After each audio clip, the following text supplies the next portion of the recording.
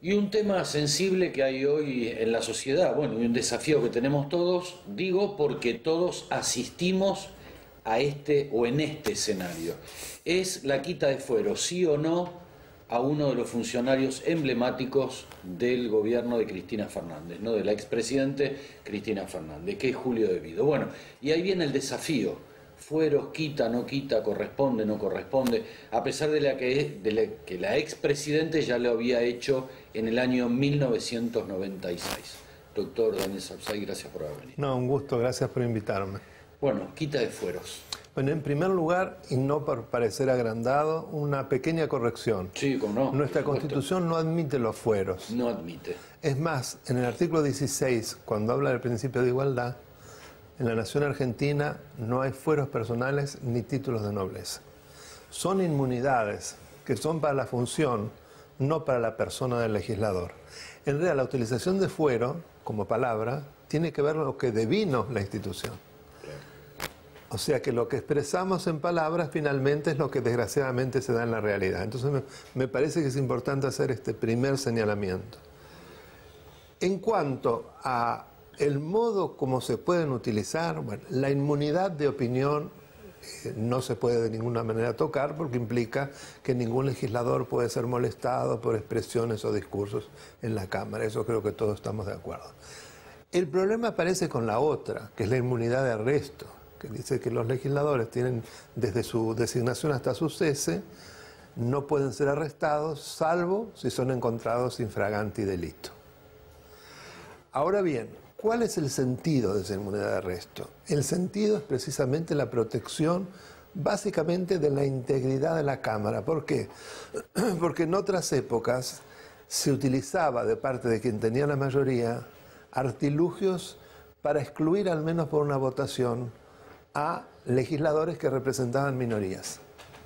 Y de ese modo se veía violada la representatividad, que había un sector que no era representado y al mismo tiempo se afectaba la integralidad de la persona. Ahora, de eso que es aceptable a lo que hoy tenemos, que se llega a tal grado que en el lenguaje normal se dice, tal tipo va a ser legislador porque quiere tener fueros, así por los delitos que cometió no va a tener problemas, no van a meter en la cárcel. Es una aberración. Claro.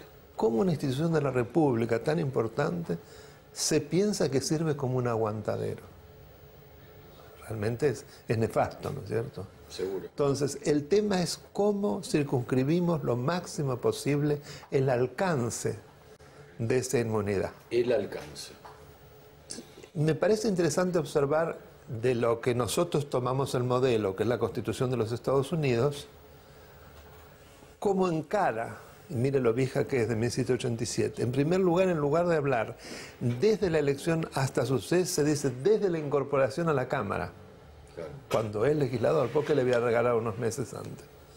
Pero en segundo lugar, y para mi modo de ver más importante, es mientras esté en funciones. Esto quiere decir, si está de vacaciones o se fue de farra, no tiene inmunidad de arresto. ¿Por qué habría de tenerlo? Entonces, ¿cómo hacemos nosotros para recentrar la disposición de la Constitución del artículo 69 que yo cité, lo máximo posible en el marco de lo que tiene en Estados Unidos, que es la democracia, que nosotros copiamos prácticamente el esquema de los poderes, entre los cuales las inmunidades? Para mí es eso.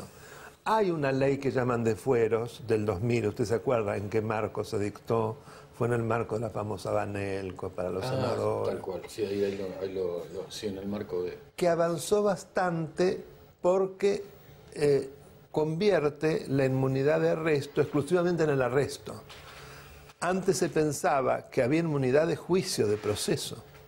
Es decir, el solo hecho de ser legislador, el juez sin desafuero no podía hacer nada. No podía. Ni siquiera citarlo para simplemente tomar una declaración. En esta ley se pone claramente que se pueden llevar a cabo todos los actos instructorios dentro de un proceso, hasta inclusive la indagatoria. Pero cuando aparece la necesidad de un arresto que implica la afectación de la libertad ambulatoria del legislador, allí hace falta el desafuero. Entonces, a mí me parece que lo que habría que también reglamentar en el sentido de la Constitución, de las disposiciones americanas, es precisamente el tema de cuándo hay inmunidades, en esta sobre todo. Especificarlo, dice. Yo creo que la Constitución no impide para nada que la ley pueda decir en periodo de vacaciones no tiene inmunidades. Si ha salido de paseo, se pone de otra manera, que no está en funciones, no tiene inmunidades. Eso ya me achica mucho el aguantadero, porque o se quedan parapetados durante meses mientras no hay sesiones dentro de la Cámara, o se tienen que someter a justicia. No como ahora. Salen muy panchos, hacen lo que se les da la gana, han cometido serios delitos y resulta que quedan amparados en un supuesto fuero, que no es un fuero, es una inmunidad.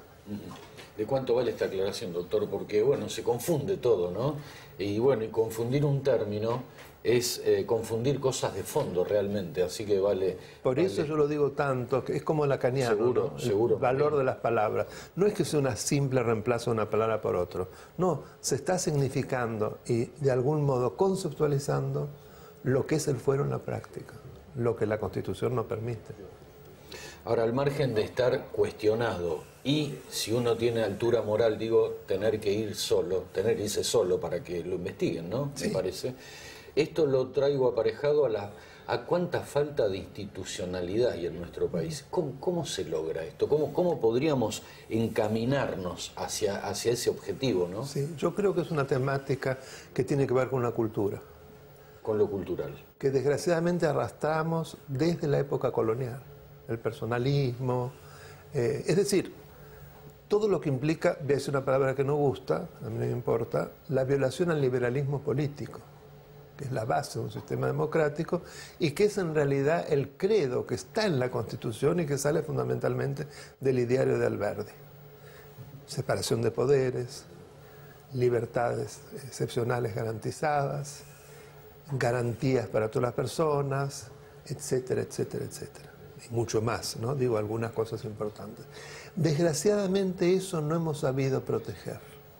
Imagínese ahora, un colega suyo que me acaba de hacer una entrevista por el tema del representante del Senado que por 2 sentencias ha sido claramente obligado a dejar, por no ser abogado, el Consejo de la Magistratura.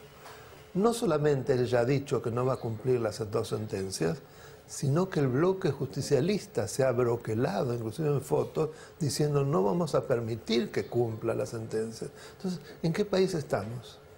¿Qué ejemplo? Con un falso abogado, ¿no? Con un falso... No es poca cosa, sí, ¿no? sí, Ruperto Godoy, no me acordé quién es. Exacto, con sí. un falso abogado y que en realidad no dice expresamente la ley, pero integra el Poder Judicial. ¿Puede alguien que integre el Poder Judicial no ser abogado? Creo que hasta un chico de 15 años se da cuenta. Pero fíjese, hablando de la cultura democrática, ¿qué puede ser la cultura democrática si autoridades tan importantes de la nación, fíjese cómo se comportan en relación al cumplimiento de la ley? No hay ejemplos.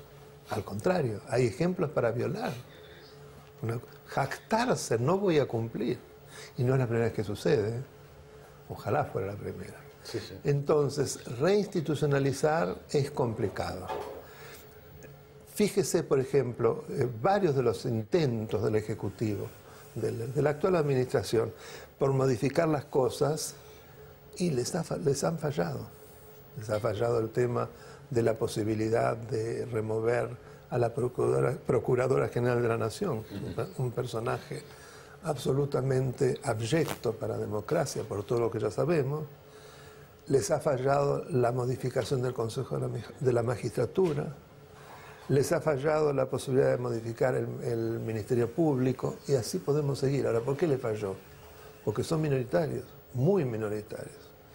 Y evidentemente, inclusive en las leyes vinculadas con la lucha contra la corrupción, ese bloque tan compacto de la boleta electrónica, ese bloque tan compacto del justicialismo que está en el Senado, se ha opuesto. ¿Pero por qué se ha opuesto? Porque están acostumbrados a robar boletas, tienen organizaciones en las provincias para robar boletas. Si usted le pone la electrónica, se acabó, o la boleta única. Sí, sí. No pueden robar, o mínimamente. Entonces, claro que rechazan. Se les saca muchísimas las canonjías e inclusive la posibilidad de que no puedan seguir. Entonces, son muchas cosas. Y el ejemplo viene de arriba.